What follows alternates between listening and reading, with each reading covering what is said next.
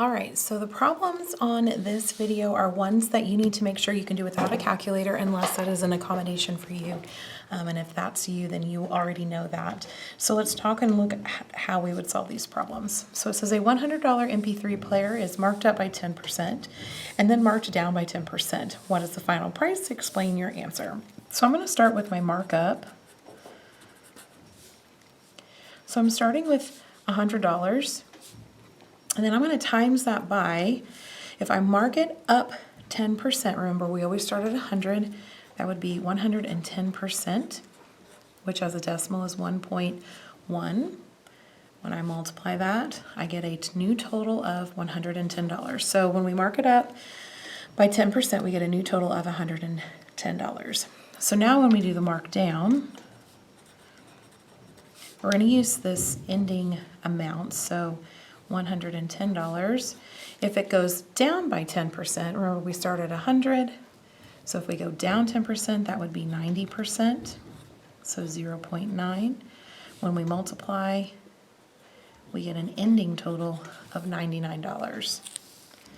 Now, this happens because the 10% on this markup is a different amount than the 10% here because we're talking about two different starting amounts.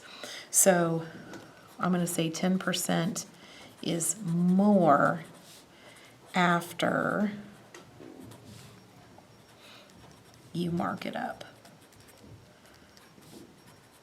So 10% of 100 is not the same thing as 10% of 110.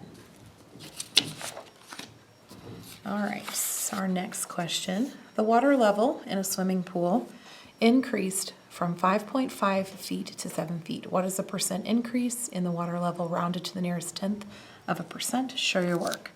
All right, so for this one, we need to subtract the two values to find the difference. And then we're going to divide by where it started, which was the 5.5 feet. So when I subtract these, I get 1.5.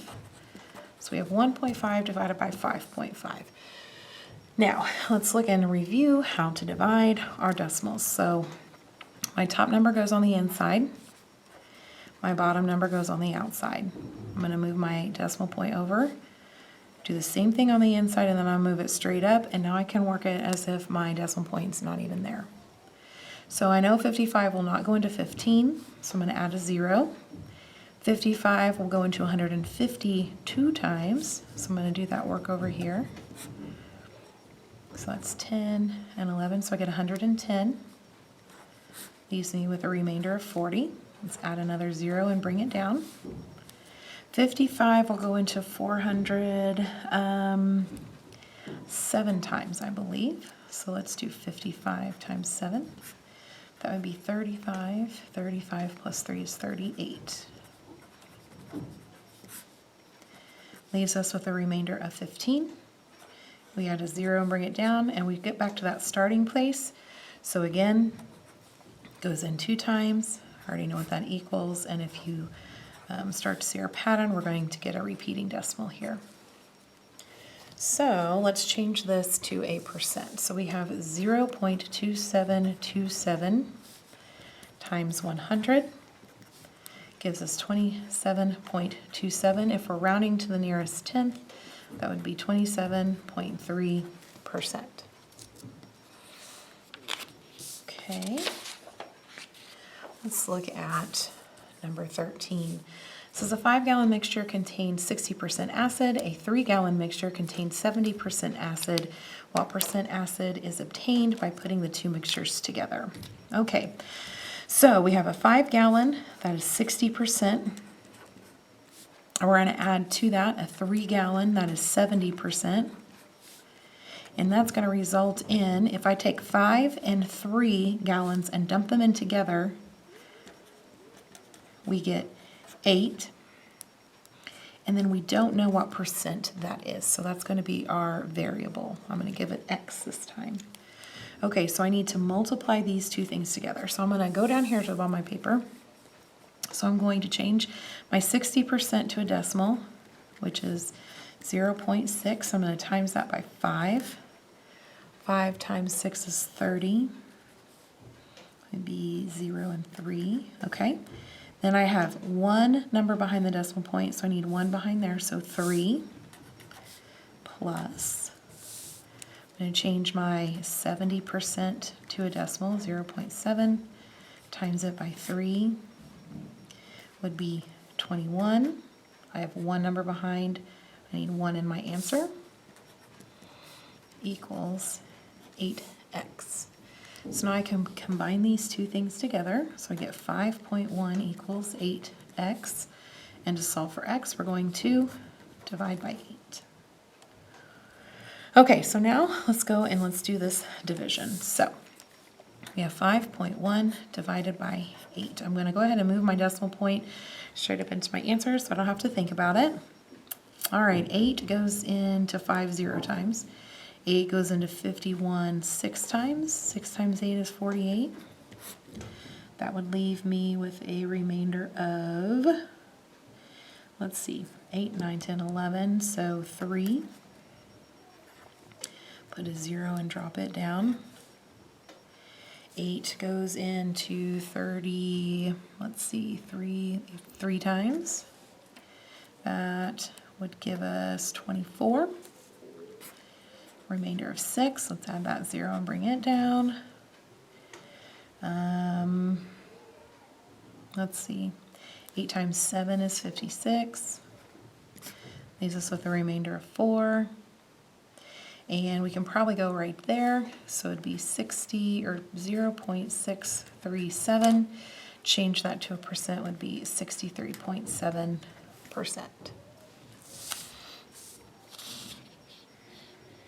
Okay, let's go to our next one. In Mr. Johnson's third and fourth period classes, 20% of the students scored a 95% or higher on a quiz. Let N be the total number of students. Answer the following questions and show your work to support your answers. If 20% of if 20 students scored a 95% or higher, write an equation involving N that relates the number of students who scored a 95% or higher to the total number of students in Mr. Johnson's third and fourth period classes. So since I'm writing an equation, I'm going to think part, percent, and whole. So up here on the top, we know that 20% of the students scored a 95% or higher, and that's kind of what we're looking at. So I'm going to use 20 as my percent. And then it says down here in my problem that 20 students scored that. So that 20 students is the part that scored the 20%, and we don't know how many total are in the class. So to write that out, it would be 20 equals, you could write it as 20% times, and I said to use N, times N, or you could go ahead and change that to a decimal, 0.2 times N. Okay, our next problem says solve your equation in part A to find out how many students are in Mr. Johnson's third and fourth period class. So our equation was 20 equals 0.2 times N. So we would divide by 0.2. So let's do this division, and we're going to find out what N equals. So we have 20 divided by 0.2. Now remember, when we divide decimals, we can't have this decimal out here, so we're going to move it over 1, do the same thing inside, add a 0, and I'm going to go ahead and move that straight up. So now I have 2, or 200 divided by 2. 2 goes into 2 one time, which leaves me with a remainder of 0. Same thing for both of those. So N would be equal to 100. So he has 100 students between both his third and fourth period classes.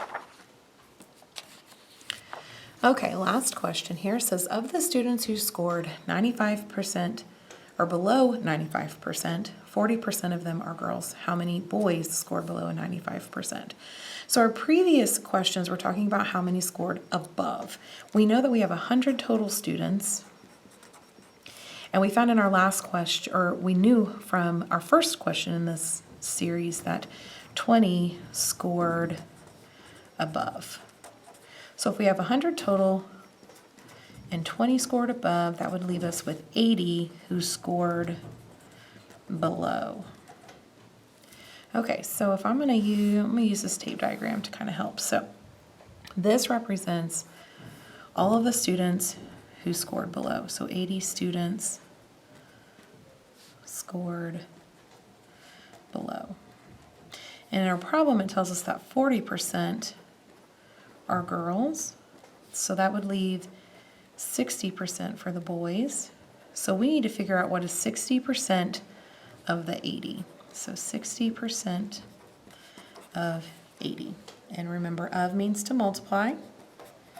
We're going to change that to a decimal. Go over here and let's work it. So 80 times 0.6. 6 times 0 is 0. 6 times 8 is 48. And I have one number behind the decimal point, so I need 1 in my answer. So it would be 48